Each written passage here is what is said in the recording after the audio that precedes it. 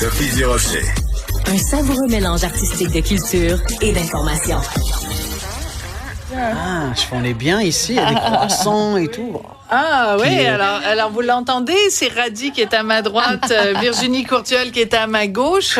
Donc, deux humoristes d'origine française, mais qui sont bien établis ici au Québec et qui ont bien l'intention de nous faire rire.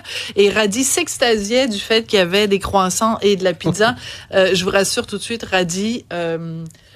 ce n'est pas comme ça tous les jours. Moi, je pensais que c'était comme ça. Je me dis, waouh, on est bien ici. Ah ouais, non, c'est exceptionnel. En fait, moi, ça fait en 7 ans, je pense, à Cube. Je pense que la première fois, je vois des Smarties et de la pizza, mais c'est passé la dernière journée de la saison régulière. Évidemment, cet été, vous allez être en compagnie de plein d'excellents animateurs et animatrices pour la saison d'été. Donc, pourquoi je reçois Radi à ma droite et Virginie Courtiol à ma gauche? Parce que demain, ils présentent un spectacle d'humour qui s'intitule Père recherché. Ça va avoir lieu à 19h30 au Cabaret des Curiosités. Et moi, quand j'ai vu Père recherché et que on faisait des blagues sur la disparition de notre papa, parce que le sous-titre du spectacle, c'est « Viens rire si toi aussi ton père t'a ghosté ». Alors ça, dès le départ, j'ai trouvé ça drôle. Ben oui, il fallait un titre accrocheur, il fallait tout de suite attirer et capter l'attention. Parce que c'est la fête, vous faites exprès, en plus de faire un spectacle la veille de la fête des pères. Et donc, est-ce qu'on peut rire? Exact. Est-ce qu'on peut rire de ça? C'est ça, nous, on veut vous faire rire, on va rire, je vous l'assure, je vous le garantis. Et après, comme ça, le lendemain, on pleure, mais on aura bien ri la veille, avant la fête des pères. Mais vous étiez étudiante à l'École nationale de l'humour, vous êtes en 2e année, vous avez quitté la France pour venir étudier ici, et là, votre papa meurt en plein en milieu de vos études en humour. Comment on fait pour réconcilier tout ça? Et ça a été un long processus difficile. J'ai commencé, moi je vais avoir 37 ans cet été, j'ai commencé à avoir un psy pour la première fois de ma vie ici au Québec suite au décès de mon père parce que tellement en fait c'est ça, c'est entre ma première et ma 2e année à l'École nationale de l'humour, je suis rentrée l'été pour voir ma famille et là mon père ne me reconnaissait pas.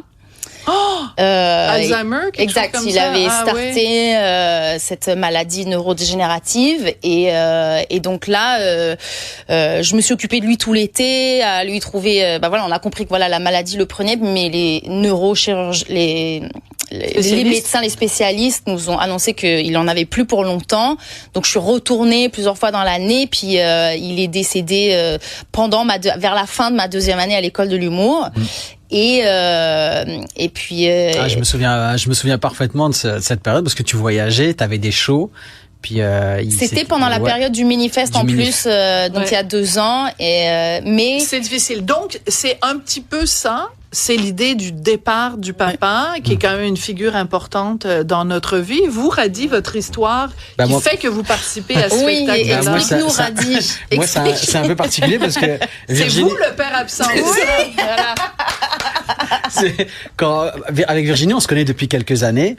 Puis, et puis quand j'ai vu ce show-là l'année dernière, puis quand j'ai vu qu'elle le refaisait cette année, on s'est contacté. Puis j'ai dit, écoute, si t'as envie d'avoir l'autre son de cloche d'un papa qui voit pas beaucoup ses filles parce qu'il est venu faire de l'humour. On voulait sa version des faits. Ouais, je voulais quand même parce que on parle de père absent, mais des fois il y a aussi des réalités de notre côté. Il y a des pères qui n'ont pas le choix d'être absents. Oui, et puis aussi il y a des pères qui même s'ils sont pas là physiquement, et ils le vivent mal aussi. Et donc j'avais envie de partager ça, puis aussi exprimer aussi des fois notre difficulté à être loin de nos enfants parce que on doit faire des choses, parce qu'on doit gagner sa vie. Donc vous connaissez la chanson Les Complaintes du phoque en Alaska. Il est parti faire tourner des ronds sur son nez et tout ça. Donc c'est un petit peu ça l'histoire. C'est un peu ça. Puis j'en parle aussi. J'ai des numéros là-dessus où je parle en fait de l'impression que ce qu'on fait c'est courageux, mais par rapport à nos enfants, ils trouvent pas peut-être pas ça nécessairement courageux. Parce que vous, votre histoire, donc pour être plus précis, c'est que vous êtes venu tenter votre chance en stand-up ici en humour, pendant que votre épouse et vos enfants, surtout... La maman de mes enfants avec qui je suis plus. D'accord. Mais en tout cas, vos enfants sont en France. En France, en région parisienne. En France. Donc, quand on dit père recherché, c'est aussi ça. Donc, comment on fait pour réconcilier? Parce que vous nous dites, évidemment, donc votre père est décédé pendant que vous étudiez à l'École nationale d'humour. Maintenant, vous êtes en thérapie pour essayer de débrouiller tout ça. Donc, l'humour sert. Mais oui, moi j'ai écrit directement après le décès de mon père, j'ai écrit. Je me suis mis. Nous, c'est un exutoire écrire. Hein, on nous le conseille d'écrire nos pensées. Puis je suis montée. Mais ça, c'était une erreur. Je suis montée tout de suite sur scène pour raconter mes premières blagues. Pourquoi c'était une erreur? Parce que on dit c'est que la tragédie plus tragedy plus time equals comedy. Et là, il y avait pas le time. Donc sur scène, ça se voyait que j'étais beaucoup trop affectée. Je disais, mais mon père est mort il y a 2 semaines. Je me souviens de moments très étranges. Il y a personne qui riait dans la salle. Non, là, c'était des pleurs. Mais c'est parce que nous, on savait nous qui te connaissions, on connaissait que genre t'étais encore la veille aux funérailles et que t'avais pris l'avion, que t'étais le lendemain. Donc nous, on avait genre cette urgence. Là, c'est vraiment ça. Je suis revenue le lendemain, je jouais. Non, mais ça va pas là. Ça va pas. On fait pas. Mais je n'allais pas bien. Puis je sais pas si on peut le dire, mais il arrive en plus un truc genre c'était l'histoire sur l'histoire avec l'incendie. Je sais pas si on peut en parler. Ben oui, parce que 2 jours avant que je parte pour les funérailles et la crémation, la maison funéraire m'appelle et ils me disent le crématorium a brûlé. Oh boy. Il y a eu un incendie. Attendez 2 secondes. Attendez, je veux juste être sûre de bien avoir compris. Comble. Attendez, un crématorium. Exact. Quand les gens doivent être incinérés, là, ils vous ont appelé en vous disant, on peut pas faire brûler votre père parce que le brûleur de papa a brûlé. Exact.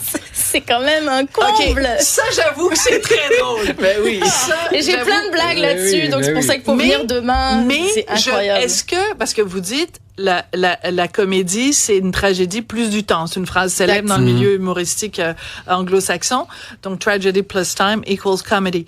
Mais là, quand le crématorium vous appelle en vous disant, Virginie, on va avoir un petit souci, il va falloir qu'on trouve une autre solution pour brûler votre papa, vous la trouvez pas drôle sur le coup, là. Vous êtes pas en train de vous esclacher, là. Je suis en choc total. Mais en fait, si le soir même, j'allais au Gong Show. Je sais pas si vous avez entendu parler du Gong Show. C'est un show qui se passe au Bordel Comedy Club devant Charles Deschamps, Anthony Remillard. Elle connaît tout le milieu humoristique au Québec.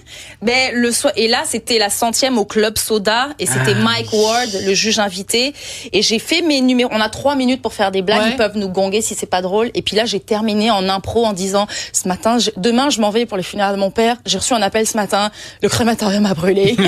Et ça a été mon plus gros rire. Et ça, j'adore ça. OK, là, on tient quelque chose. Donc, Mike Ward, vous avez pas gagné. Mike Ward m'a félicité pour le décès de mon père. Wow. Ouais, c'est ça. C'est très drôle. Wow. OK, est-ce que Fred Bastien est à la mise en ligne aujourd'hui? Fred, Mike Ward m'a félicité pour la mort de mon père. Là, ça, c'est le titre du segment. Là, on vient de l'avoir.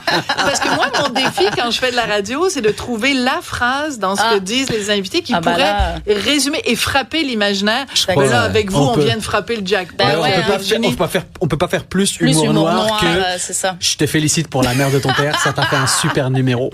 C'est intéressant aussi qu'il y ait le côté autodérision où c'est toi qui est là en train de parler de ton côté de père qui peut avoir un certain malaise peut-être vis-à-vis l'absence et toi qui as vécu un départ. Est-ce que c'est plus facile de rire de soi que de rire d'une situation aussi tragique que la perte d'un proche? Oui, j'imagine. Moi, si je dois choisir les deux positions, je préfère la mienne. Ben oui, je préfère la mienne. Je veux pas qu'on perde. Mais là, l'empathie du public, elle est pour nous, alors que là, pour toi. Oui, moi, je dois aller chercher autre chose. C'est vrai. Si on veut rire. Il y a des gens qui jugent dans la salle qui disent, mais Rudy, il a abandonné ses enfants et tout. Oui, à ce point-là. Dans la vie, en général. Oui, dans la vie en général. Mais admettons qu'on parle que de scène. Ben oui, sur scène, il y a des gens qui j'ai même reçu parfois des messages en me disant, tu sais, le passage où tu dis que t'es pas. Puis je le sens quand je dis la blague. Quel passage, Radi? Je dis que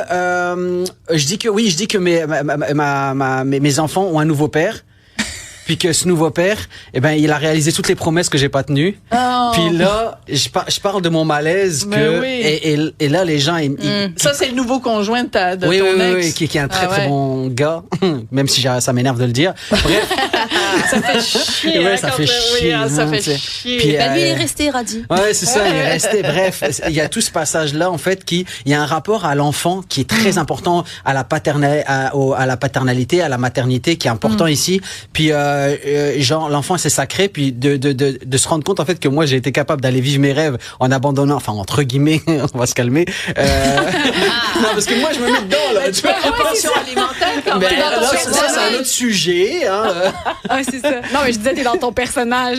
Mais oui, je suis On dans sent mon là que t'es personnage. Oui, mais oui, il en puis tout joue. n'est pas noir et tout n'est pas blanc. Il y a plein de subtilités. Il y a le rapport avec la maman, le rapport avec les enfants qui comprennent qu'on est passé par des choses. Puis j'ai été présent au début, quand ils étaient très très jeunes et en bas âge. Ouais, puis c'est des excuses.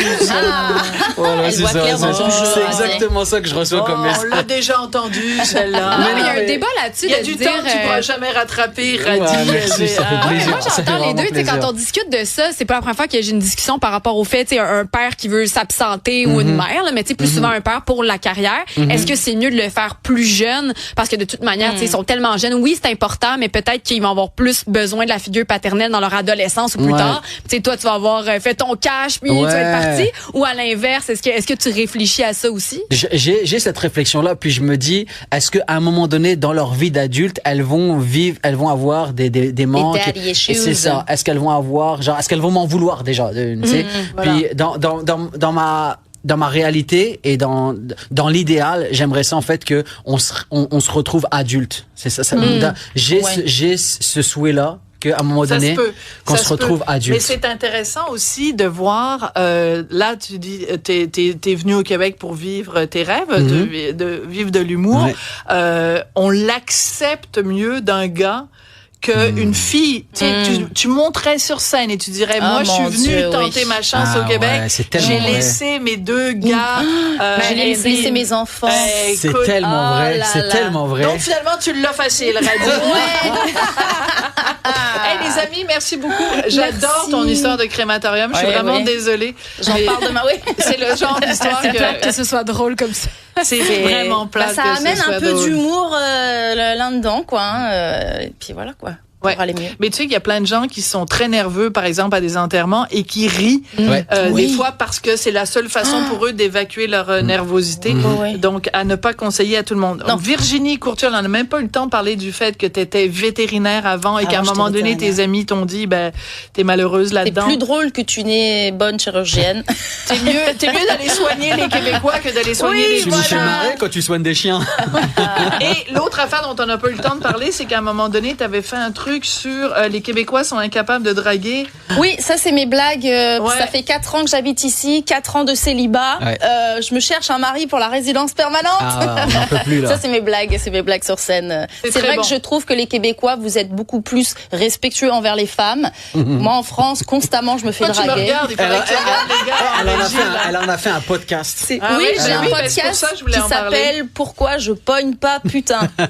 J'adore ça. J'ai reçu Billy Tellier, André Robitaille. Alors, Virginie, si jamais je reviens, si jamais je suis à la radio de Cube en septembre, ça va me faire un plaisir de te recevoir. Merci. C'est un sujet que j'adore et j'ai beaucoup de choses à te dire à ce sujet-là. Mon Dieu, à propos des hommes québécois. Radi, Virginie Courtiol, tu t'appelles Radi parce que sinon, franchement, non, vas-y, ton oublie nom, ça n'a plus aucun sens. Là. C'est Mohamed, je sais pas quoi. On aurait passé la chronique ou l'entrevue. Mohamed, je sais pas. Ok, je vais essayer. Ok. Allez, let's go. Abdel Moumen Mohamed. Je sais même pas lequel est ton prénom, lequel est ton nom de famille là. Tu choisis des lettres au milieu et ça va être ça. Attends, je joue au Scrabble, je jette toutes les lettres par terre et ça fait ton nom. Vous gagnez au Merci Scrabble. beaucoup Radi. Merci Virginie. infiniment. C'est demain Sophie. le spectacle. Merci beaucoup. Merci. Merci.